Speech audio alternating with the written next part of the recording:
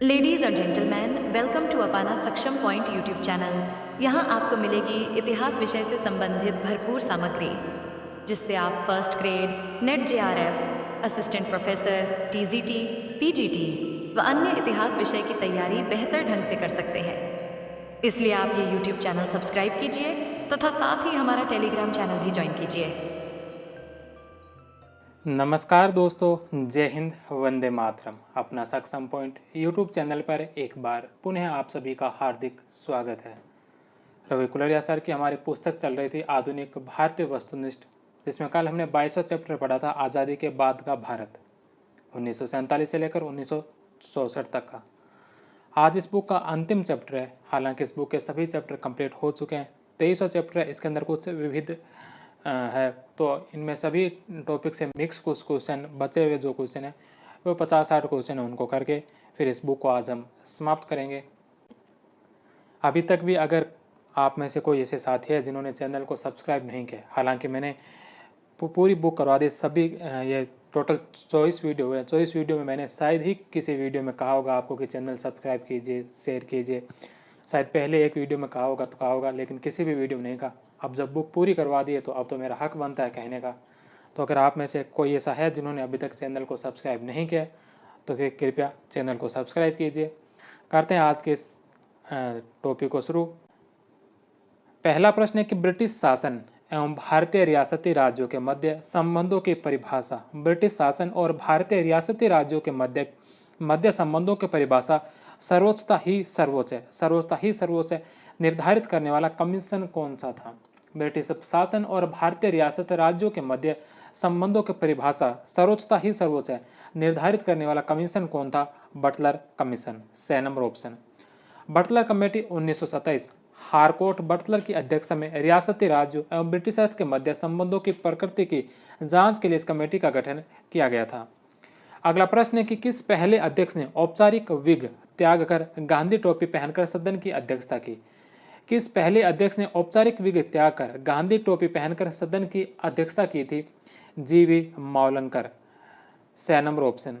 लोकसभा के प्रथम अध्यक्ष के रूप में गणेश वासुदेव मावलंकर जब 1946 में सेंट्रल लेजिस्लेटिव असेंबली के अध्यक्ष बने तो उन्होंने अंग्रेजी परंपरा वाली विग उतारकर गांधी टोपी पहनकर अध्यक्षता की थी। उन्होंने अंग्रेजों से कहा कि आपकी यह विग भारत की गर्म जलवायु के अनुकूल नहीं है। नेक्स्ट क्वेश्चन है कि नीचे दो कथन दिए जा रहे हैं, प्रथम को अभिकथन और दूसरे को कारण आर कहा गया है। इनमें से बताना है कि कौन कौन सा जो सही है। सबसे पहला है कि अभिकथन है, ब्रिटिश शासन के पास देशी रियासतों के लिए अपनी शाही नीति में कोई सुसंगत स्थान नहीं था। ब्रिटिश शासन के पास देशी रियासतों के लिए अपनी शाही नीति में कोई सुसंगत स्थान नहीं था। दूसरा, वे देशी राज्यों को एक दूसरे से अलग रखते थे। इस पारंपरिक शाही नीति ने भारत के स्थायी भेद को प्रकट करने के प्रयोजन को पूरा किया था। दोनों ही ऑप्शन इसके सही होंगे, ए और आर दोनों से, किंतु आर जो ए की व्याख्या नहीं है। नेक्स्ट क्वेश्चन है कि राजस्थान में रेल व्यवस्था को यात्रियों के लिए किस वर्ष खोला गया? राजस्थान में रेल व्यवस्था को यात्रियों के लिए कब खोला गया था? 1877 में। A number option. Travellers in India during the years. Travellers in India during the years 1780, 1781, 1782 and 1783 नामक पुस्तक के लेखक कौन है? किसके द्वारा लिखी गई? विलियम हॉजेज। विलियम हॉजेज या हॉजेज एक प्रसिद्ध चित्रकार था, उसी ने यह पुस्तक लिखी थी। नेक्स्ट क्वेश्चन है कि पांचवी रिपोर्ट ब्रिटिश संसद में कब पेश की गई? पांचवी रिपोर्ट ब्रिटिश संसद में कब पेश की गई थी? 1813 में। ब्रिटिश ईस्ट इंडिया के कार्यकलापों संबंधी यह पांचवी रिपोर्ट 1813 में ब्रिटिश संसद में पेश की गई। परवर समिति द्वारा तैयार की गई यह रिपोर्ट 1002 पृष्ठों की थी। नेक्स्ट क्वेश्चन है कि गेटवे ऑफ इंडिया का निर्माण किसके सम्मान में किया गया? गेटवे ऑफ इंडिया का निर्माण जो किसके सम्मान में किया गया था? किंग जॉर्ज पंचम। ए नंबर ऑप्शन। लखनऊ के बड़े इमामबाड़े का निर्माण निम्नलिखित के दौरान किए गए राहत उपायों के एक भाग के रूप में किया गया। लखनऊ के इमामबाड़े का निर्माण जो निम्नलिखित के दौरान किए गए उपायों के एक भाग के रूप में किया गया था। किसके? 1784 के अकाल। ए नंबर ऑप्शन। अगला प्रश्न है कि कलकत्ता अलीपुर चिड़ियाघर की स्थापना किसने की? कलकत्ता अलीपुर के चिड़ियाघर की स्थापना किसके द्वारा की गई थी? फ्रांसीसी बुकानन के द्वारा। फ्रांसीसी बुकानन, यह स्कॉटलैंड का एक चिकित्सक था जिसने 1794 से लेकर 1815 तक बंगाल चिकित्सा सेवा में कार्य किया। कुछ वर्षों तक यह वह भारत के गवर्नर जनरल लॉर्ड वेलेस्ली का शल्य चिकित्सक रहा था। उसने कलकत्ता में एक चिड़ियाघर की स्थापना की थी जो कलकत्ता अलीपुर चिड़ियाघर कहलाया। वह थोड़े समय के लिए वानस्पतिक उद्यान का प्रभारी रहा। बंगाल सरकार के अनुरोध पर उसने ब्रिटिश ईस्ट इंडिया कंपनी के अधिकार क्षेत्र में आने वाली भूमि का विस्तृत सर्वेक्षण किया। 1815 में वह बीमार हो गया और इंग्लैंड चला गया। जॉर्ज चिनरी, यह इंग्लैंड का एक चित्रकार था जो 23 वर्ष 1802 से 1825 23 वर्ष भारत में रहा था। विलियम होजेज भी उसी समय का एक अंग्रेज चित्रकार था। 1860 में एच.टी. कोलब्रुक ने बंगाल के काश्तकारों के लिए लिखा कि बंटाई की भारी शर्तों और मवेशियों, बीज, आजीविका व कर्जों के बदले बेगारी से दबे ये काश्तकार खुद को कभी भी कर्ज से बाहर नहीं निकाल सकते। जब उन्हें जीने को भी पूरा नहीं मिलता तो ऐसे भयानक हालत में वे दिल लगाकर काम कैसे कर सकते हैं। नेक्स्ट क्वेश्चन है कि किस अंग्रेज अधिकारी ने अकेले 400 बाघों का शिकार किया था? कौन से अंग्रेज अधिकारी ने अकेले 400 बाघों का शिकार किया था? जॉर्ज यूले ने। नेक्स्ट क्वेश्चन है कि भारतीय वन सेवा की स्थापना कब की गई? भारतीय वन सेवा की स्थापना 1864 के अंदर। 6 नंबर ऑप्शन। जर्मन वन विशेषज्ञ डायट्रीज ब्रैडिस को देश का पहला वन महानिदेशक नियुक्त किया गया। ब्रैडिस ने 1864 में भारतीय वन सेवा की स्थापना की और 1865 के भारतीय वन अधिनियम को सूत्रबद्ध करने में सहयोग दिया। इसमें 2 बार संशोधन 1878 और 1927 में हुआ। 1878 वाले वन अधिनियम में जंगलों को 3 श्रेणियों में बांटा गया: आरक्षित, सुरक्षित व ग्रामीण। सबसे अच्छे जंगलों को आरक्षित वन कहा गया। गांव वाले इन जंगलों से अपने उपयोग के लिए कुछ भी नहीं ले सकते थे। इंपीरियल फॉरेस्ट रिसर्च इंस्टीट्यूट की स्थापना 1906 में देहरादून में की गई। यहाँ जिस पद्धति की शिक्षा दी गई थी उसे वैज्ञानिक वानिकी, साइंटिफिक फॉरेस्ट्री कहा गया।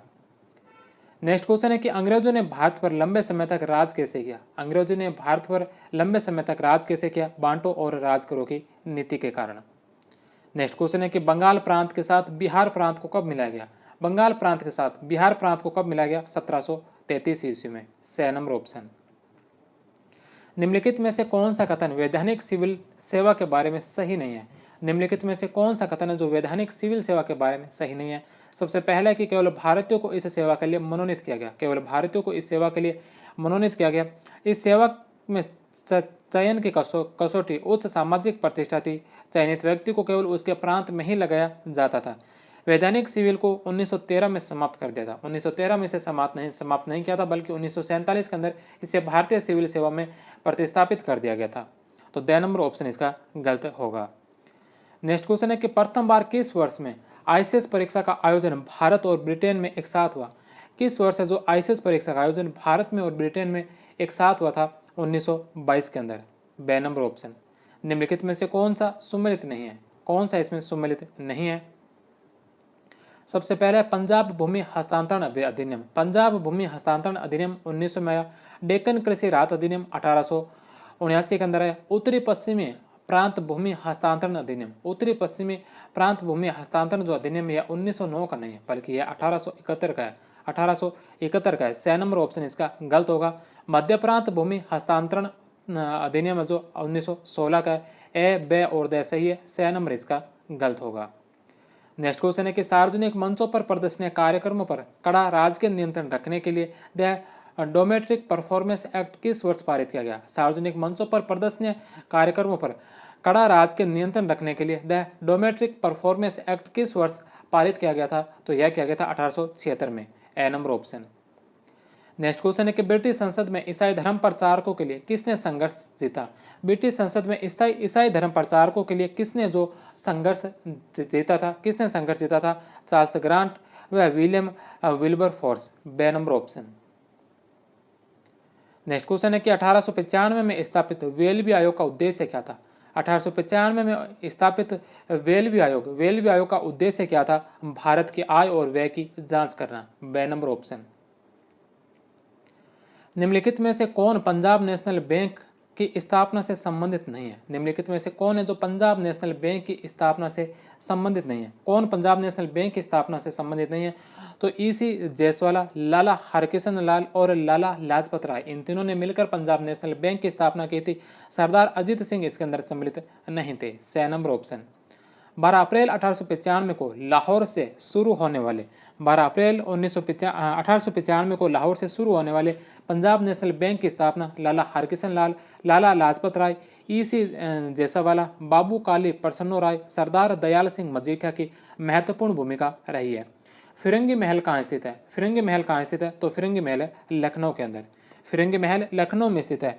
अब्दुल बारी और उनके फिरंगी महल के समर्थन से ही अली बंधु ने मुसलमानों के पवित्र स्थानों की रक्षा के लिए धन जुटाने के उद्देश्य से 1913 के अंदर जो अंजुमन खुदामो काबा की स्थापना की थी। नेक्स्ट क्वेश्चन है कि 18वीं शताब्दी के भारत के संबंध में निम्न में से कौन सा कथन सही नहीं है? 18वीं शताब्दी के भारत के निम्न में से कौन सा कथन है जो सही नहीं है? सबसे पहला कि केरल में पितृ सत्तात्मक परिवार थे। 18वीं शताब्दी में केरल में पितृ सत्तात्मक नहीं बल्कि केरल का एक समुदाय था, नागर समुदाय। इस नागर समुदाय के अंदर जो परिवार थे ये मातृ सत्तात्मक परिवार थे। तो पितृ सत्तात्मक परिवार, पहला ऑप्शन इसका गलत होगा। दूसरा, समाज में विधवाओं की दशा खराब थी। समाज के अंदर विधवाओं की दशा खराब थी। बंगाल में दहेज प्रथा प्रचलित थी। स्वयं जयसिंह ने विधवा पुनर्विवाह को बढ़ावा देने का प्रयास किया था। बे से और दे सही है। नेक्स्ट क्वेश्चन है कि भारतीय वाणिज्य एवं उद्योग महासंघ फिक्की की स्थापना कब की गई थी? भारतीय वाणिज्य एवं उद्योग महासंघ फिक्की की स्थापना 1927 के अंदर की गई थी। 1927 में स्थापित FICCI federation in Indian chamber of commerce and industry के पहले अध्यक्ष दीन शाह एम पेटिट थे। दूसरे अध्यक्ष 1928 में सर पुरुषोत्तम दास ठाकुरदास बने। पी ठाकुरदास और जेडी बिरला ने 1931 में कपास संरक्षण अधिनियम के विरोध में प्रांतीय विधानसभा से त्यागपत्र दे दिया था। Bengal national chambers of commerce 1887, Indian merchants chamber Bombay 1907 और southern India chamber of commerce Madras 1909 जैसे अनेक स्थानीय देसी चैम्बर्स की स्थापना इससे पूर्व हो चुकी थी। घनश्याम दास बिरला के परदादा शिवनारायण बिरला राजस्थान के पिलानी झुंझुनू के मूल निवासी थे और 1857 में ऊंट पर सवार होकर अहमदाबाद और फिर ट्रेन से बम्बई गए थे। नेक्स्ट क्वेश्चन है कि निम्न में से कौन से कथन इसमें से सही है? कौन कौन से कथन इसमें से सही है? पहला कि रमेश चंद्र दत्त ने open letters to Lord Curzon on famines and land assessment in India 1900 ईस्वी में लिखा था। तो पहला ऑप्शन सही है। दूसरा, औद्योगिक आयोग 1916 में गठित हुआ। औद्योगिक आयोग जो 1916 में गठित हुआ और 1918 में इसने अपनी रिपोर्ट दी थी। औद्योगिक आयोग की रिपोर्ट का महत्वपूर्ण भाग सकारात्मक राज्य कार्रवाई की वकालत करते हुए पंडित मदन मोहन मालवीय के द्वारा लिखा गया एक नोट था। औद्योगिक आयोग की रिपोर्ट का एक महत्वपूर्ण भाग सकारात्मक राज्य कार्रवाई की वकालत करते हुए पंडित मदन मोहन मालवीय द्वारा लिखा गया एक नोट था। सी नंबर ऑप्शन भी सत्य है। डी नंबर है कि बेबिंगटन स्मिथ समिति ने 1929 में अपनी सिफारिशें दी थी। 1929 में नहीं बल्कि 1919 के अंदर दी थी। डी नंबर ऑप्शन गलत है। ई नंबर है कि बेबिंगटन स्मिथ समिति अकाल राहत कार्य प्रदान करने के प्रयोजनार्थ गठित की गई थी। अकाल राहत कार्यों के लिए नहीं बल्कि मुद्रा और वित्त के संबंध में, भारत की मुद्रा और वित्त के संबंध में जो इसका गठन किया गया था, अकाल राहत कार्यों से संबंधित नहीं थी। तो इसका ई नंबर ऑप्शन भी गलत होगा। सही कथन है ए, बी और सी। ए नंबर ऑप्शन। बेबिंगटन स्मिथ समिति 1919 में भारत की मुद्रा व वित्त के संबंध में गठित की गई। अतः डी और ई दोनों ही गलत होंगे। नेक्स्ट क्वेश्चन है कि निम्नलिखित में से कौन कहता है कि मैं मुसलमानों का गोखले बनना चाहता हूँ? किसने कहा कि मैं मुसलमानों का गोखले बनना चाहता हूँ? मोहम्मद अली जिन्ना ने। नेक्स्ट क्वेश्चन है कि नेहरू राष्ट्रभक्त है जबकि जिन्ना राजनीतिक है। नेहरू राष्ट्रभक्त है बल्कि जिन्ना राजनीतिक है, किसने कहा था? मोहम्मद इकबाल ने। सरोजिनी नायडू को अन्य किस नाम से जाना जाता है? सरोजिनी नायडू को अन्य किस नाम से? भारत कोकिला। 12 वर्ष की आयु में इंदिरा गांधी ने कौन सी सेना की स्थापना की थी? 12 वर्ष की आयु में इंदिरा गांधी ने कौन सी सेना की स्थापना की थी? वानर सेना। 1917 में जन्मी इंदिरा गांधी ने 12 वर्ष की उम्र में 1930 में वानर सेना का गठन किया। इसके अलावा उन्होंने बाल चरखा संघ की स्थापना भी की थी। किसने 1914 में बिहार और उड़ीसा अनुसंधान समाज की स्थापना की? किसने 1914 में बिहार और उड़ीसा अनुसंधान समाज की स्थापना की थी? काशी प्रसाद जायसवाल ने। उड़ीसा में एक जनजातीय नेता जिन्हें अंग्रेजों ने 1943 में फांसी दी थी। उड़ीसा के एक जनजातीय नेता जिन्हें अंग्रेजों ने 1943 में फांसी दी थी। 1943 में फांसी पर चढ़ने वाले जनजातीय नेता लक्ष्मण नायक। लक्ष्मण नायक या वीर लखन नायक उड़ीसा के एक जनजातीय नेता थे जिन्हें अंग्रेजों ने 1943 में फांसी दी। बाजी मोहम्मद नबरंग उड़ीसा के एक कांग्रेसी नेता थे जिन्होंने 1942 में हजारों लोगों के साथ सत्याग्रह किया था। नेक्स्ट क्वेश्चन है कि किसे पूंजीवाद का उच्चतम रूप माना जाता है? किसे पूंजीवाद का उच्चतम रूप माना जाता है? साम्राज्यवाद। दक्षिणी भारत में सिंचाई व्यवस्था का अग्रदूत किसे माना जाता है? दक्षिणी भारत में सिंचाई व्यवस्था का अग्रदूत किसे माना जाता है? Sir Arthur Cotton. Sir Arthur Cotton, A number option. 1944-45 में प्रकाशित बॉम्बे योजना का औपचारिक नाम क्या था? 1944-45 में प्रकाशित बॉम्बे योजना का औपचारिक नाम क्या था? 1944-45 में बॉम्बे योजना का औपचारिक नाम क्या था? भारत के लिए आर्थिक विकास की योजना, A number option. A plan of economic development of India. 1944 की बॉम्बे योजना देश के आर्थिक विकास के लिए भारत के प्रमुख उद्योगपतियों के एक समूह द्वारा स्थापित की गई। इसने एक राष्ट्र के विकास में विशेष रूप से आर्थिक रूप से राज्य की हस्तक्षेप के महत्व को प्रस्तावित किया था। कुल 8 व्यक्तियों, 5 उद्योगपति JRD टाटा, घनश्याम दास बिड़ला, पुरुषोत्तम दास ठाकुर, कस्तूर भाई लाल भाई, सर श्रीराम और 3 अर्थशास्त्री जिसमें अर्देशिर दलाल, AD श्राफ और जॉन मथाई ने इसे तैयार किया था। यह स्वतंत्रता के बाद भारतीय अर्थव्यवस्था के भविष्य पर एक घोषणा पत्र था। इसमें 15 वर्ष के प्रति व्यक्ति आय को दोगुना किए जाने का रोड मैप था। इसका प्रमुख पहलू उनका सामाजिक और मानव विकास पर ध्यान केंद्रित करना था और उन्होंने राज्य के सार्वभौमिक स्वास्थ्य देखभाल और प्राथमिक शिक्षा प्रदान करने का आह्वान किया था। बॉम्बे प्लान ने प्रमुख भूमि सुधारों की वकालत नहीं की, लेकिन इसने जमींदारी व्यवस्था को खत्म करने का आह्वान किया था और रेतवाड़ी व्यवस्था की वकालत की थी। इसने सहकारी खेती पर भी बहुत जोर दिया था। इसे 2 भागों में लिखा गया, 1944 में और 1945 में प्रकाशित किया गया। संजय बारू और मेघनाथ देसाई ने कुछ वर्ष पहले the Bombay plan blueprint for economic researches नामक किताब लिखी थी। नेक्स्ट क्वेश्चन है कि 1893 में नागरी प्रचारणी सभा 1893 में नागरी प्रचारणी सभा की स्थापना कहाँ की गई थी? बनारस के अंदर। मिश्रित अर्थव्यवस्था की परिकल्पना पहली बार किस में की गई थी? बॉम्बे योजना में। मिश्रित अर्थव्यवस्था की परिकल्पना पहली बार जो बॉम्बे योजना में की गई थी, the number option. Next question है कि निम्नलिखित में से किसने प्रतिपादित किया कि यूरोपीय व संस्कृत भाषाओं में बहुत साम्य है? किसने प्रतिपादित किया था कि यूरोपीय व संस्कृत भाषाओं में अब बहुत साम्य है? यह कहा था विलियम जोन्स ने, ए नंबर ऑप्शन। नेक्स्ट क्वेश्चन है कि अखिल भारतीय किसान सभा का पहला सत्र कहाँ आयोजित किया गया? अखिल भारतीय किसान सभा का पहला सत्र कहाँ आयोजित किया गया था? लखनऊ के अंदर। छत्रपति साहू महाराज द्वारा खोले गए पहले छात्रावास का नाम, छत्रपति साहू महाराज के द्वारा खोले गए पहला छात्रावास का नाम the Prince Shivaji Maratha boarding house, A number option. Next question है कि 1921 में 3 प्रेसिडेंसी बैंकों के एकीकरण के बाद गठित बैंक का नाम क्या था? 1921 में 3 प्रेसिडेंसी बैंकों के एकीकरण के बाद गठित बैंक का नाम क्या था? Imperial bank of India, the number option. 1806 में बैंक ऑफ कलकत्ता, जिसे बाद में बैंक ऑफ बंगाल कहा गया, की स्थापना की गई। 1921 में बैंक ऑफ बंगाल और 2 अन्य बैंक ऑफ मद्रास और बैंक ऑफ बॉम्बे को मिलाकर इंपीरियल बैंक ऑफ इंडिया बनाया गया। 1955 में भारतीय रिजर्व बैंक ने इंपीरियल बैंक ऑफ इंडिया का अधिग्रहण कर लिया और संसद के एक अधिनियम द्वारा इंपीरियल बैंक ऑफ इंडिया के उत्तराधिकारी के रूप में state bank of India SBI का गठन किया था। नेक्स्ट क्वेश्चन है कि पारसी व्यापारी का नाम जिसने 1854 में बॉम्बे में पहली सफल कपास मिल शुरू की थी। पारसी व्यापारी नाम जिसने 1854 में बॉम्बे में पहली सफल कपास मिल की शुरुआत की थी, किसके द्वारा की गई थी? CN डाबर, कवासी नाना भाई डाबर। नेक्स्ट क्वेश्चन है कि निम्नलिखित में से किसने 1883 में भारत को मात्र भौगोलिक अभिव्यक्ति के रूप में वर्णित किया जहां राष्ट्रीय एकता का कोई भाव नहीं था? निम्नलिखित में से किसने जो 1883 में भारत को मात्र भौगोलिक अभिव्यक्ति के रूप में वर्णित किया जहां राष्ट्रीय एकता का कोई भाग नहीं था?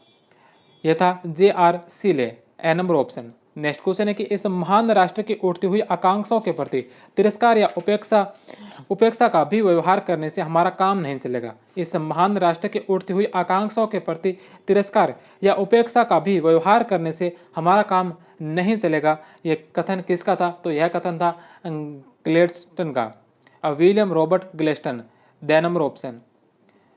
नेक्स्ट क्वेश्चन है कि किसने मुसलमानों को विद्रोह करने के लिए काफ़ी कमज़ोर माना? किसने मुसलमानों को जो विद्रोह करने के लिए काफ़ी कमज़ोर माना और मुसलमान संप्रदाय के प्रति सरकारी दृष्टिकोण में परिवर्तन की हिमायत की थी? डब्ल्यू हंटर ने। 1857 से पहले ईस्ट इंडिया कंपनी के नागरिक प्रशासन में सर्वोच्च पद जिस पर भारतीय आसीन हो सकता था वह था। 1857 से पहले ईस्ट इंडिया कंपनी के नागरिक प्रशासन में वह सर्वोच्च पद कौन सा था जिस पर भारतीय आसीन हो सकता था? तो वह था सदर अमीन। नेक्स्ट क्वेश्चन है कि बिहार, मद्रास और मध्य प्रांतों से कुछ भाग अलग करके उड़ीसा प्रांत किस वर्ष बनाया गया? बिहार, मद्रास और मध्य प्रांतों से कुछ भाग अलग करके उड़ीसा प्रांत किस वर्ष बनाया गया था? तो यह बनाया था 1936 के अंदर। बे नंबर ऑप्शन। दिल्ली का मुख्य स्थापत्यकार कौन था? दिल्ली का स्थापत्यकार एडविन लुटियन। नेक्स्ट क्वेश्चन है कि निम्नलिखित में से किसने नातिर पूजा 1932 में नातिर पूजा फिल्म में एक बूढ़े भिक्षु की भूमिका निभाई थी? नातिर पूजा फिल्म जो 1932 में आई थी, इसके अंदर एक बूढ़े भिक्षु की भूमिका किसके द्वारा निभाई गई थी? रविंद्रनाथ टैगोर के द्वारा। अगला प्रश्न है कि कस्तूरबा गांधी और महादेव देसाई की समाधियां किस परिसर में स्थित है? कस्तूरबा गांधी और महादेव देसाई की समाधियां जो कौन से परिसर में? आगा खां पैलेस, पुणे के अंदर। नेक्स्ट क्वेश्चन है कर्नल लुइस ए जोन ने द्वितीय विश्व युद्ध के दौरान भारत में किस राष्ट्र का प्रतिनिधित्व किया था? कर्नल लुइस ए जॉनसन ने द्वितीय विश्व युद्ध के दौरान भारत में किस राष्ट्र का प्रतिनिधित्व किया था? अमेरिका। बे नंबर ऑप्शन। 1942 में कुछ समय के लिए कर्नल लुइस ए जॉनसन राष्ट्रपति रूजवेल्ट के निजी प्रतिनिधि के तौर पर भारत में नियुक्त हुए थे। नेक्स्ट क्वेश्चन है कि पुस्तक लेखक युगम को सुमेलित कीजिए। एक तरफ पुस्तकों के नाम दे रखे हैं, सामने उन पुस्तकों के लेखकों के नाम दे रखे हैं जिनको हमें सुमेलित करना है। सबसे पहले नंबर पर इमरजेंस ऑफ इंडियन नेशनलिज्म। यह पुस्तक अनिल सील की है। Shells from the sands of Bombay Dinsha Wacha की पुस्तक है। India its administration and progress John Strachey की पुस्तक है। और the fundamental unity of India जो राधा कुमुद मुखर्जी की पुस्तक है। ABCD। से नंबर ऑप्शन। नेक्स्ट क्वेश्चन है कि निम्नलिखित पुस्तक लेखक युगम को सुमेलित कीजिए। इसमें भी पुस्तकें और उनके लेखकों के नाम दे रखे हैं जिनको सुमेलित करना है। सबसे पहली पुस्तक है social background of Indian nationalism पुस्तक है AR देसाई की। The rise and growth of economic nationalism in India Vipin Chandra की है। द स्वदेशी मूवमेंट इन बंगाल 1903 से 1908 सुमित सरकार की है। और Indian nationalism and the early Congress John R McLane की है। तो इसमें भी चारों ही सुमेलित है। ABCD। B number option.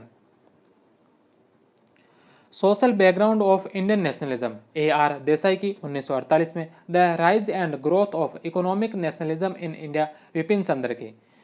The स्वदेशी मूवमेंट इन बंगाल 1903 से 8 सुमित सरकार की 1973 में लिखी गई। The logic of Gandhian nationalism Sumit सरकार का लेख है जो 1985 में लिखा गया।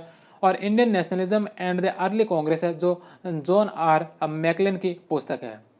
नेक्स्ट क्वेश्चन है कि निम्नलिखित इतिहासकारों में कौन सा एनल्स विचारधारा से संबंधित था? निम्नलिखित में से कौन सा इतिहासकार है जो एनल्स विचारधारा से संबंधित? मार्क ब्लोच। निम्नलिखित में से कौन राष्ट्रवादी इतिहासकार नहीं है? इनमें से राष्ट्रवादी इतिहासकार कौन नहीं है? तो रमेश चंद्र दत्त, दादा भाई नौरोजी और रामकृष्ण गोपाल भंडारकर, ये तीनों ही राष्ट्रवादी इतिहासकार है। दामोदर धर्मानंद कोसावी। बे नंबर ऑप्शन। निम्नलिखित में से कौन मार्क्सवादी इतिहासकार है? मार्क्सवादी इतिहासकार कौन है? रोमिला थापर। नेक्स्ट क्वेश्चन है कि निम्नलिखित में से कौन राष्ट्रीय इतिहासकार है? इनमें से राष्ट्रीय इतिहासकार कौन है? KP जायसवाल।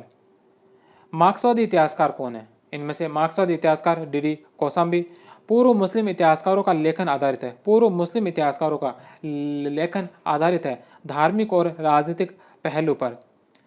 नेक्स्ट क्वेश्चन है कि इतिहास लेख के इन 4 विद्यापीठों में से कौन अपने दृष्टिकोण में विचारधारा को कम महत्व देता है? इतिहास लेके इन 4 विद्यापीठों में कौन है जो कौन सा दृष्टिकोण विचारधारा को कम महत्व देता है? Cambridge school. नेक्स्ट क्वेश्चन है कि निम्न में से किस विद्यापीठ स्कूल ने भारतीय इतिहास के साथ आर्यन नाम जोड़ा? कौन सा विद्यापीठ या स्कूल है जिसने भारतीय इतिहास के साथ आर्यन नाम को अटैच किया था? किसके द्वारा किया गया था? प्राच्यवाद स्कूल के द्वारा। नेक्स्ट क्वेश्चन है कि एक विचार कि ब्रिटिश ईस्ट इंडिया कंपनी के शीर्ष अधिकारी भारतीय अर्थव्यवस्था और समाज को लूटने के लिए जिम्मेदार थे। एक विचार कि ईस्ट इंडिया कंपनी के शीर्ष अधिकारी भारतीय अर्थव्यवस्था और समाज को लूटने के लिए जिम्मेदार थे। इन इतिहासकारों में किसे इसके लिए उत्तरदायी ठहराया जा सकता है? रजत कांता रे को।